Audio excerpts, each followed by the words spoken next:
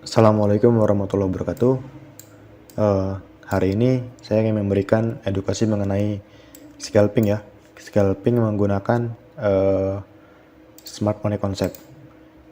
Time frame yang saya gunakan untuk scalping, untuk analisa itu kita dari H1 sampai H4. Kalau ini H4 ya. Nah, saya juga akan menjelaskan mengenai order block dan inducement nanti di tengah-tengah analisa. Nah, untuk step by stepnya di sini ada 5 ya. Untuk yang pertama, kita harus menentukan struktur dulu dengan market structure. Dan yang kedua, kita harus menandai atau men-spot area-area liquidity-nya. Dan yang ketiga, kita harus menandai SND zone-nya. Supply-nya di mana, demand-nya di mana. Nah, yang ketiga kita akan menandai zona order block kita atau zona POI kita untuk kita entry. Nah, untuk yang terakhir, kita akan mencari konfirmasinya di lower time frame di area order block. Oke, langsung aja. Di sini kita lihat strukturnya. Awalnya bullish di sini, bullish. Ya. Awalnya bullish. Oke, kita tandai dulu dengan ada bos-bos dan coach untuk memperjelas mapping kita ya. Kita harus selalu membuat mapping supaya kita bisa dengan mudah menganalisa. Ini kita mulai dari struktur ya, dengan market structure. Market structure itu pengetahuan bos dan coach ya. Kita tandai dulu semuanya supaya kita tidak keliru nantinya. Ini bos pertama karena ini ditembus higher high-nya. Kemudian di sini juga adalah valid bos karena apa? Karena di sini berhasil ditembus higher high-nya. Ini juga berhasil ditembus. Ini bos, oke. Nah, kemudian kita menandai juga coach-nya. Di sini kan awalnya demand, di sini demand-nya. Ini demand ya. Dan demand-nya itu sudah terbreak oleh pergerakan impulsif dari sini. Oke. Nah, ini kita sebut dengan choke atau change of character trend change. Kita tandai ya di sini dengan change of character. Oke. POI kita untuk sell long term di sini ya. Tapi karena kita bahas scalping, jadi ini nggak usah dibahas ya. Nah, kemudian di sini ada juga bos lagi di sini. Sebentar, saya copy dulu. Kita tandai semuanya ya, bos-bosnya jangan sampai ada yang kelewat. Karena dengan ini kita memiliki pandangan untuk analisa ya. Ini bos-bosnya. Aduh, sorry guys. Ini bos-bosnya. Oke. Ini juga bosnya.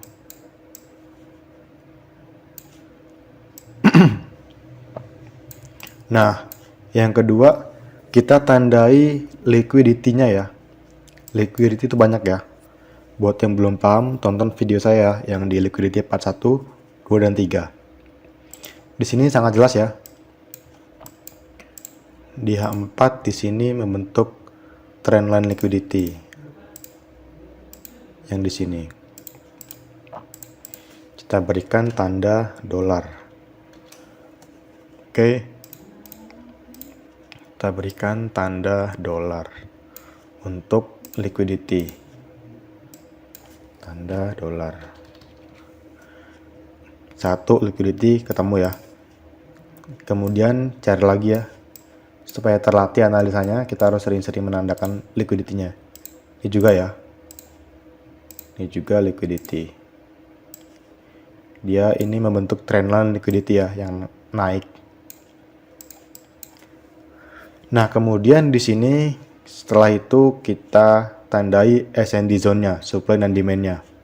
Semuanya ya pokoknya ya. Ini juga supply nih ya, dari paling atas. Ini juga supply, tandai semuanya ya.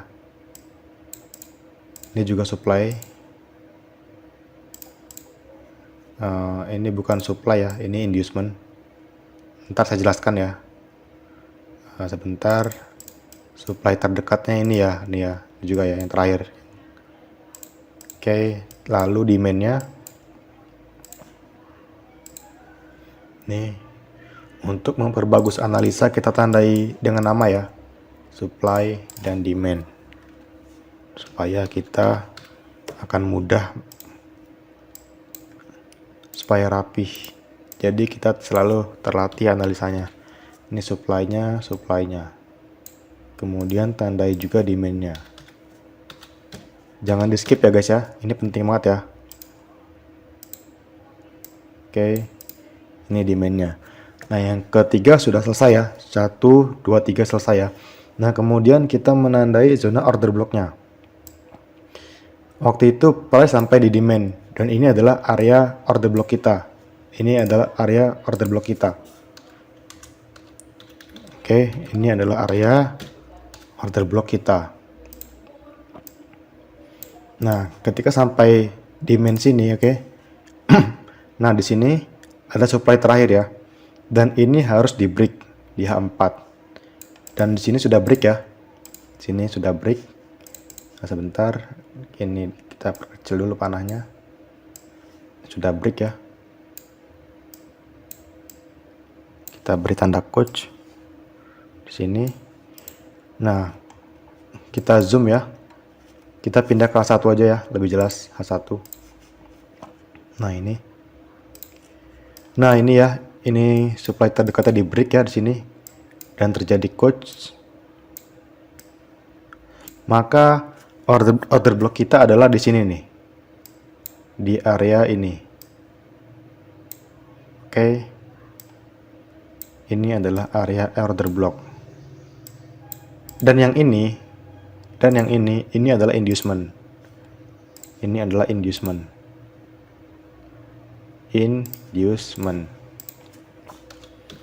Nanti saya jelaskan ya inducement ya. Inducement. Kenapa di sini area order block yang valid? Yang pertama di sini ada engulfing. Engulfing itu apa? Engulfing itu ketika ini dia bergerak turun kecil ya, sini membentuk bearish terakhir, candle merah, dan dia naik impulsif ke atas. Dan di sini dia meninggalkan candle engulfing, dan juga di sini ada imbalance. Kita tandai imbalance-nya ya. Imbalance itu penting.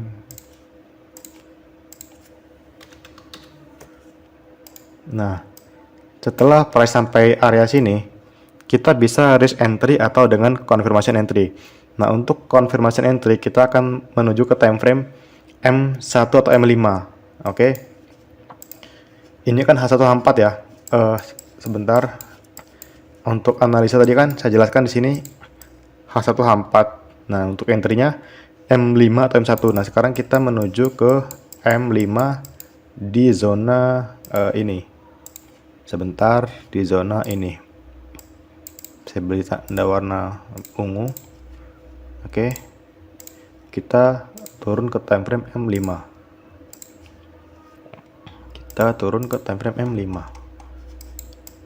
Nah, ini ya zona ungu tadi ya. Ini adalah zona ungu tadi. Oke. Ini time frame M5. Dan di sini kita harus mencari konfirmasi coach di sini ya.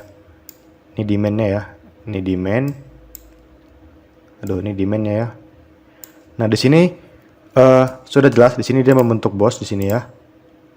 Lalu di sini ada supply kecil terakhir dan terbreak dan menjadi coach, oke. Dan untuk area entry kita itu di sini. 1 di sini. 2 di sini. Oke. Biasanya saya ketika sudah ada konfirmasi seperti ini, saya akan entry di area ini yang pertama di sini dan di sini. Dan SL saya itu di sini, agak jauh dari swing low yang ini. Sekitar 30 pips, 35 pips lah SL-nya. Untuk targetnya lebih tinggi ya. 100 pips. Ini Euro USD. Ya, seperti itu ya kira-kira. Oke, saya lupa menjelasin ini ya. Kenapa ini disebut inducement? Jadi gini, kita back ke time frame H1. Jadi gini. Ketika sudah terjadi konfirmasi coach, dia pasti akan pullback, oke? Ini belum coach ya, astagfirullahaladzim. Ini belum coach. Kenapa ini belum coach? Karena di sini belum terbreak ya. Belum terbreak, belum valid. Nah, dia pullback nih. Pasti banyak yang mengira dia ini adalah coach. Dia pullback, dia buy di sini. Dan akhirnya apa? Oke lah, dia cuan sedikit. Dia turun lagi. Ada yang buy di sini, kena SL dan turun ke area sini. Nah, ini area buy kita. Seperti itu kira-kira. Atau yang masih belum paham inducement bisa tonton video saya ya, di liquidity part 1, part 2, dan part 3. Oke, sepertinya cukup sampai di sini aja ya penjelasan hari ini mengenai analisa scalping dengan SMC ya. Oke guys.